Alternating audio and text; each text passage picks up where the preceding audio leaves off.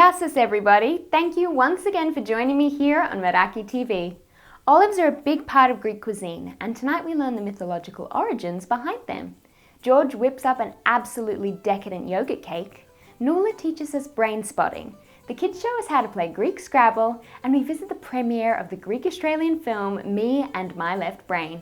But first up tonight, I sit with Greek-Australian poet, performer, writer and actor Koraly Dimitriadis. Breaking from the binds she felt were placed on her by migrant culture, Coralie found herself exploding into the poetry industry at age 30 and has not looked back.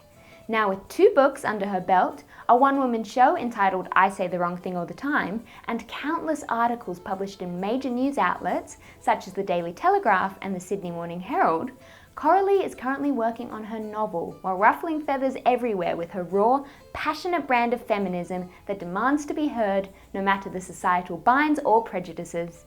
Thank you so much for being here today with us, Coralie. Thanks for having me. So how did you first get started into sort of acting and writing and all that creative endeavours? I wrote poetry when I was young, and I didn't really consider that it could be poetry, because I always thought that poetry had to be this thing that you go and study and you have to write in a certain way. I studied accounting computing out of high school. I did want to follow a more creative path, but you know, I had a lot of pressure from culture and family to kind of seek to a safer, you know, job, as you know, many of us have that pressure. You know, our parents sacrificed their homes, their livelihood to come to this country to give us opportunities, and we were just going to it was kind of like, oh, you're throwing it all in our face and you're going to go be like a lazy artist. You know, it wasn't an option. So it wasn't until, you know, I had my daughter at the age of 27 that I started to kind of question what kind of female role model I wanted to be for her. And I thought to myself, do I want to be, you know, the kind of, you know, woman that just does what everyone wants her to do, or do I want to just do what I want to do? And it was during that time that I started working on my novel, which is yet to be published, Divided Island, while also writing some poetry. And the closer I got to kind of liberating myself, the more and more poetry I wrote. So you start with your writing in English and then translating it into Greek, correct? Well, I don't actually translate it. I did do Greek up to year 12. And actually that's one thing that I thank my parents for forcing me to go to Greek school. I hated going. I think many of our viewers can relate. Yeah, it was like, I don't want to go to Greek school.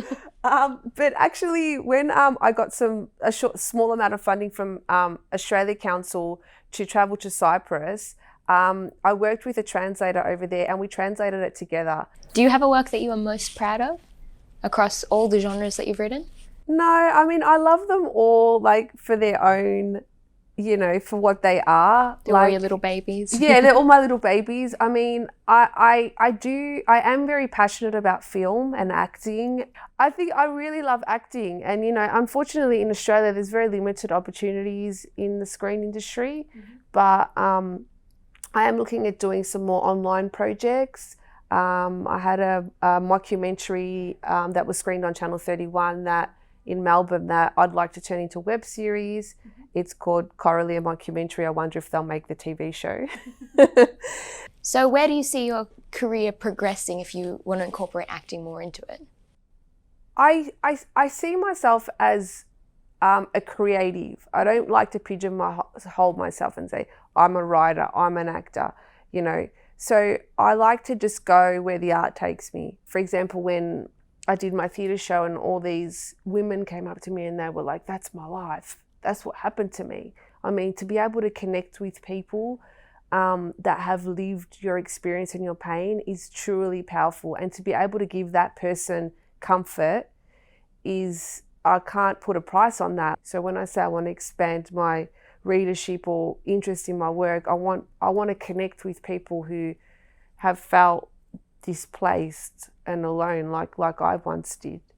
So wonderful to have you today. Thank you so much for everything that you've told us today. Thanks for having me.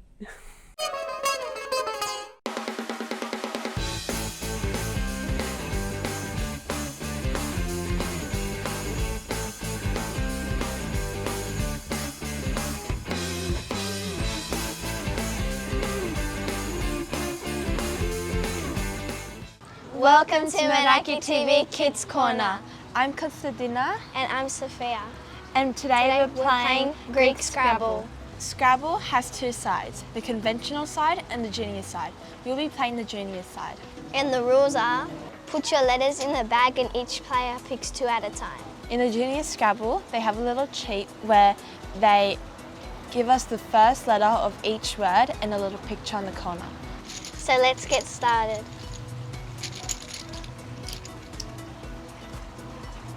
These are my 2. I've got an Omicron and a Iota. And these are my 2. I've got a Rho and a Mi. I'm going to put this here in Parathiro, and I'm going to put this here for Psari. I'm going to put my Rho here for Parathiro and my Mi here for Psomim. Let's go again. Here you go. Thank you.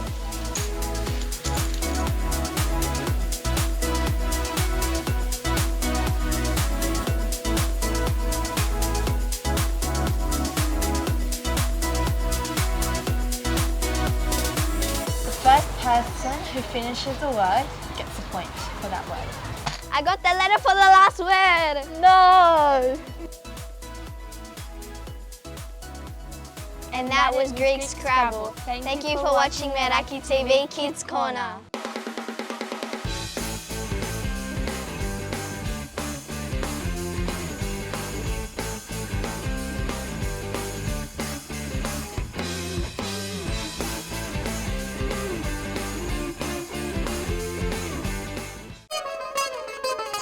One of the most striking things about Greek mythology is its extensiveness. It doesn't just give us a few stories about gods and some moral tales, it delves into many, many aspects of society and creates the origins for almost everything.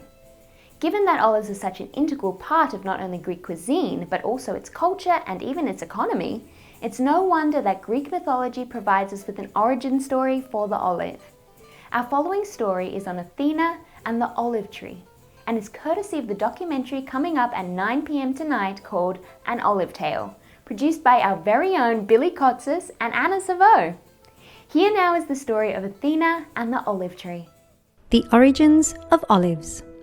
In Greek mythology, when the world was young, the king of the province now known as Athens, King Kekrops, sought to find a patron deity for the city-state. As word got out, 2 Olympian gods were especially interested: Poseidon, god of the seas, and Athena, goddess of wisdom and skill. To avoid the kind of carnage that 2 fighting Olympian gods can create, it was decided that there would be a competition between the 2. Both deities would present the city with a truly valuable gift, and the god whom presented the gift deemed the greatest would win the city. Poseidon went first. With great ceremony and flourish, he struck the earth with his great trident, and instantly a beautiful, frothy spring burst forth. Instantly, the people were enthralled and rushed around the spring, bending down to drink, only to find out to their dismay that it was salty.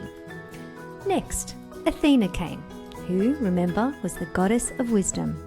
She quietly knelt down to the earth, dug a small hole, and planted a seed, which quickly sprouted and grew into a lush, great big olive tree, heavily laden with fruit. The people saw that the tree not only provided food, but oil for their lamps and cooking, and wood to build homes and boats.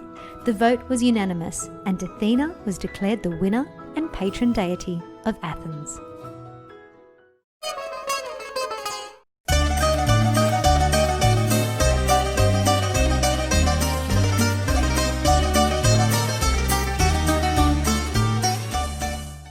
Γεια σας παιδιά, here we are. Welcome back to my kitchen here with Meraki TV, and we have Anna with us again. That's it. Animal, guess what we're making for everyone today? We are making Yoghurt. We have caster sugar, butter, eggs, some lemon zest, a little bit of vegetable oil, a bit of vanilla essence, Baking powder, some Greek-style yogurt, some self-raising flour, some icing sugar, and some lemon juice. The icing sugar and the lemon juice are for the lemon glaze that goes on top of the cake. Mate, this is under control. I think we get started. What do you reckon, Animal? Yeah. Yeah, okay, let's do it.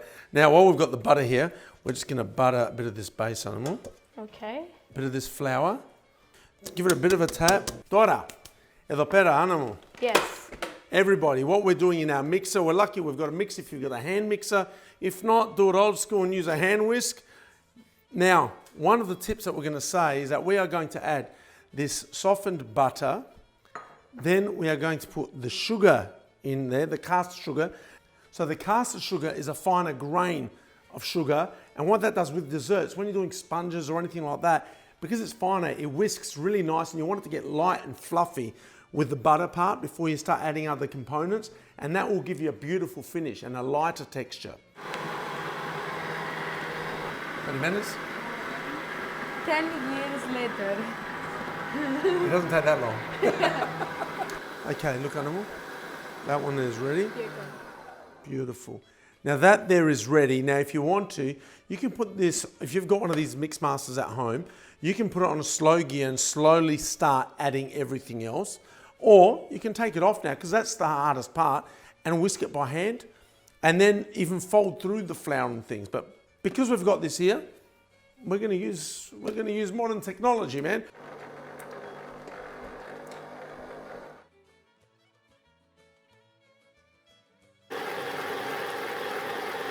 Come and have a look at this. Look at how fluffy this mixture has become now. We want to add the baking powder on. You want to put the baking powder in? What we'll do now is add the flour slowly. So just make sure before you blend it that you don't put too much flour at once, and that you're mixing it slowly, because if you mix it too fast, then it can go like an explosion. And if we're wearing black,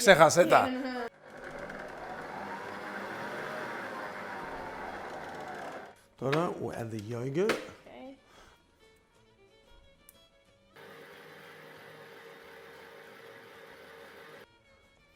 You got to be patient. I don't know who she's taken after.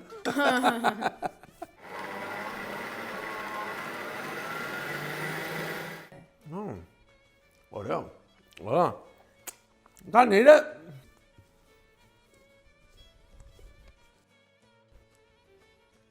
All right. And we are ready to go. That's going to go in the oven. All right. Now, what time is it? Icing time! That's it, bravo. It's icing time. We're going to add some icing sugar to this bowl. Bravo. Then we're going to add some lemon juice. Grab your weapon. You're a left-hander. Yes, I am. All right, start whisking with your left hand. We've got a lefty. Beautiful. Now this is a runny icing that we've done. If you would like to make it a bit thicker, you can add put a touch less lemon or add a bit more icing sugar. If you want to change the texture a little bit, what you can do is get a tablespoon of butter, add it into this, put a pinch of salt to take the acid edge off, put it in the microwave for about 40 seconds, then whisk it up and it'll make it another flavor again. It is icing time. Now this is a basic icing as we said. Now you can make this as thick or as thin as you like. If you put icing, what I suggest you do, you don't go right over the edge because it'll start to spread, because gravity is going to do its job. Would you like to do the honours? I'll do the honours, bravo. Zesting the lemon on top, yeah. Perfect, perfect. We just put a bit of this baby on here just to finish it off. Yautopita with a tab of lemon, little bit of lemon. Promise you, try it. I know you're right. It's okay, it's yours. Dosto, you tell me, you tell me.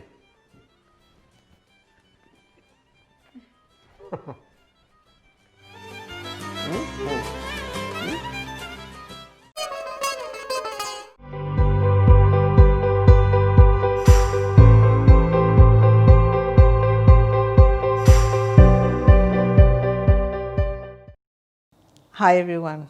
I would like to introduce to you a technique that I've learned from BRAINSPOTTING. And this is a technique that is very powerful, that allows us to come into present time and for us to be again resilient and positive in our outlook. Positive in our outlook meaning that even though we have some challenges, that we can come up with some solutions.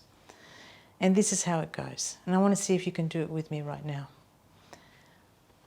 I'd like you to think of something that makes you feel really good. And it could be an image, a person, a place, a holiday, an achievement perhaps, anything.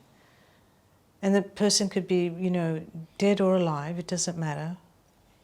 Anything, anyone, any image that comes up in your imagination that naturally puts a smile on your face. I want you to now notice where in your body do you feel it. When you recognize where you are noticing it in your body, see if you can connect with the description of it. For example, it's a warm feeling. It's a round feeling. It has a little buzz to it.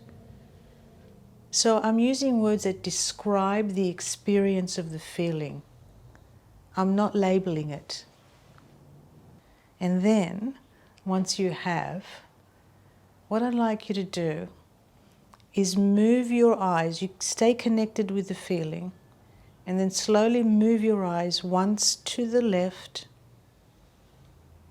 and notice, does that feeling increase or decrease? Or I don't know. Then once to the middle, and leave it for a little moment and say, does the feeling increase, decrease, or I don't know?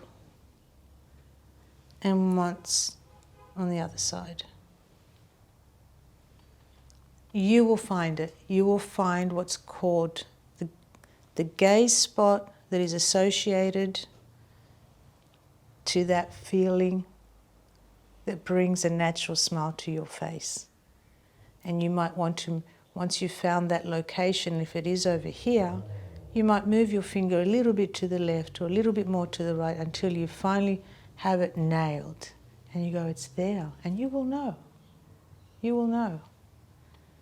And once you have that position, you can look through your finger and hit the location to the wall. So you can put your hand down and go, that's my spot.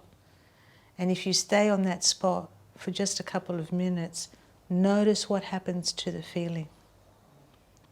Notice what happens. You just need to be curious, an observer, a witness, and see what happens in here. Even if you have thoughts, they're welcome. But take your attention always back to that feeling. And then, after you've looked at that spot for just a couple of minutes, longer if you like, but just a couple of minutes, and you take your eyes off that spot, notice how you are feeling. Notice what state of being you are in. Courtesy of brain spotting. Alex Lykos has had many successes, first in the theatre world and then translating his most popular stage play, Alex and Eve, to the silver screen. Last year he took it a step further and turned another stage play, Me and My Left Brain, to a feature. But this time, he took the reins, acting, directing and producing it. The results were a funny, quirky, Woody Allen-esque masterpiece. The movie is now available to view online for all those who missed it. And to get you in the mood, here are the highlights of Meraki TV's visit to the red carpet premiere.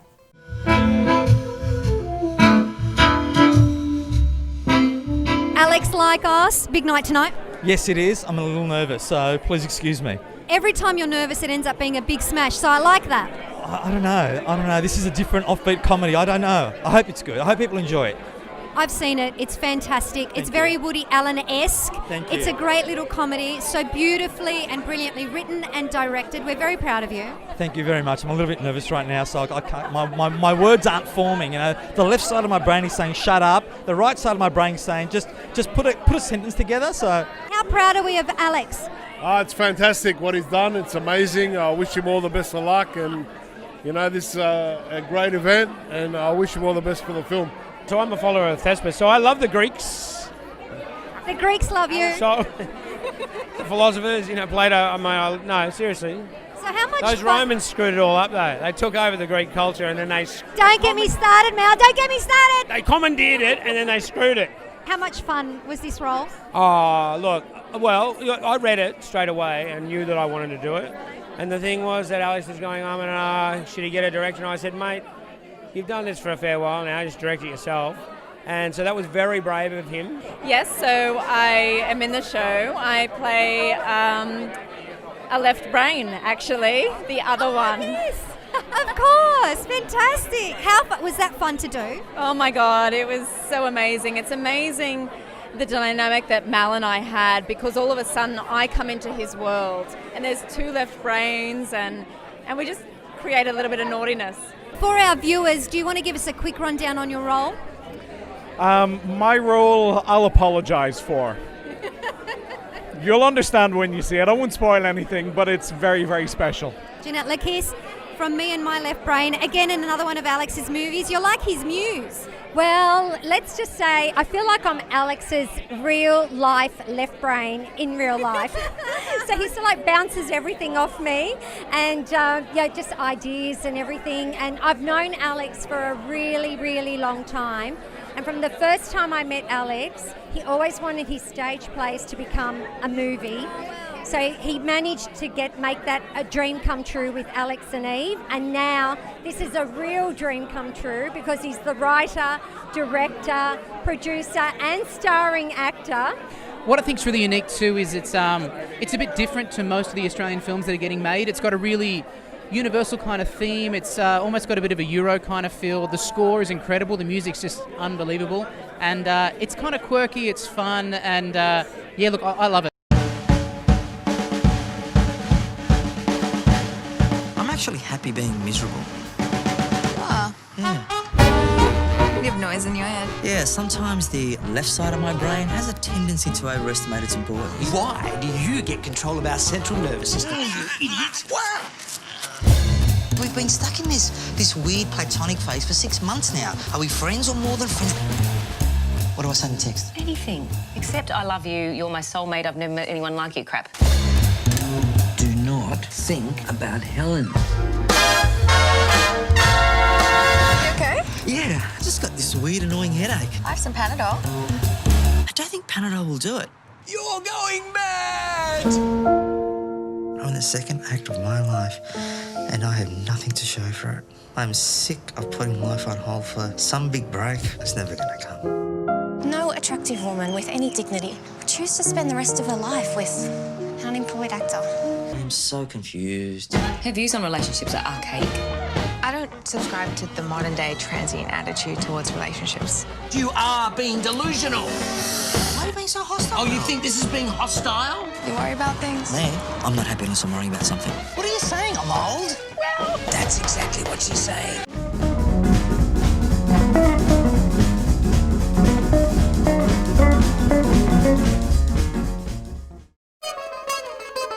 Thank you so much once again for joining us here on Meraki TV. It has been an absolute honour to host you. I want to remind anyone who's having trouble catching us that you can grab us on live stream if you go to www.aurora.tv. And of course, you can download our app from the App Store or Google Play Store for all links, recipes and videos. Kids, don't forget to download your entry forms for the Christmas competition from www.meraki.tv. Thanks to M&J Chickens. Don't leave your screen, guys. At 9 p.m, an Olive Tale the documentary is airing, taking us on a journey through Greece and Italy and the importance olives play in both cultures. Until next time, I'm Dimitra. Kalinitta.